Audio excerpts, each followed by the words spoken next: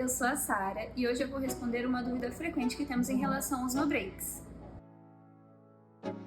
Não, o no-break não gasta muita energia, mas isso vai depender do modelo e da potência do seu equipamento. Em repouso, o consumo é relativamente baixo, pois ele só mantém a bateria carregada e fornece energia para os outros equipamentos.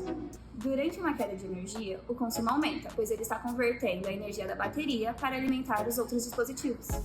Exemplo de consumo. Um no-break de 600 VA pode consumir cerca de 12 a 15 watts quando em modo repouso. Um no-break de 1.200 ou mais pode consumir entre 30 e 50 watts. Esse consumo é similar ao de uma lâmpada LED, de potência moderada e na maioria dos casos não gera impacto significativo na sua conta de luz. Então é isso, agora vocês sabem que na maioria das vezes o no-break não vai pesar na sua conta de luz. Espero que tenha esclarecido a sua dúvida. Siga a Lacerda nas nossas redes sociais e até a próxima!